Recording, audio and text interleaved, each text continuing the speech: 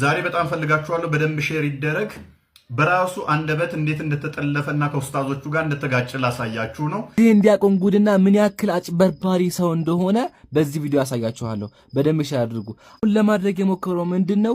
ወንድም ሁሱና ኢምራን የተለያየ መልስ ሰጥ ብሎ ለማጭበርበር የሞከረው ግን ይገርማችኋል፣ የኔ ቪዲዮና የሁሱ ሐሳብ ራሱ ምንም ልዩነት የለም። ላሳያችሁ ሁለቱንም። እሱም ሆነ ማንኛቸውም ሰዎች ከሚዋሻቸው ውሸቶች ነብዩ መሐመድ በአንድ ሌሊት 9 ሚስቶችን ወሲብ አድርጓል ሲሉ ሰምተህ ታውቃለህ? አታውቅም ነበር ያለው ነገር ከተባለ ለነብዩ መሐመድ ሰለላሁ ዐለይሂ ወሰለም 9 ሚስቶች ነበሯቸው።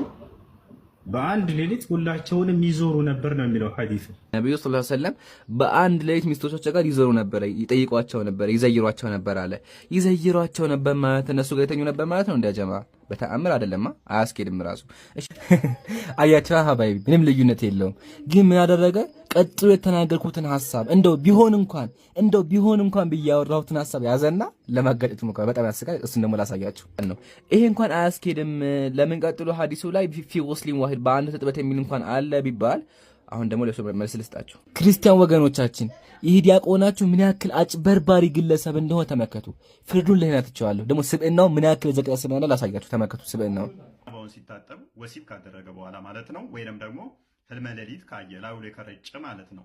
ከረጨ እሱ ሲታጠብ ከዛ በኋላ ማለትም ብልቱን ህልመ ሌሊት ካየ በኋላ እንደዚህ አስገብቶ እንዲጠራርግና ከዛ እንደዚህ ይሄ እንትኑን ማለት ነው።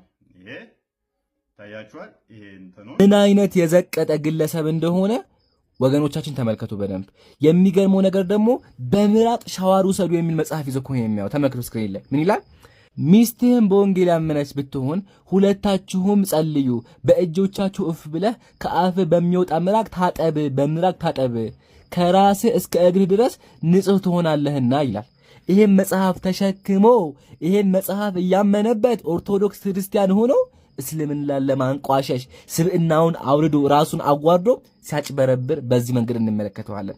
የዓለም ሕዝብ ተመከቱ። ክርስቲያኖች በደንብ አእምሯችሁን አሰሩት። ዲያቆናችሁ እናንተ የምትከተሉት ምን ያክል የዘቀጠ ሰው እንደሆነ ተመልከቱልኝ። ወሰላሙ አለይኩም።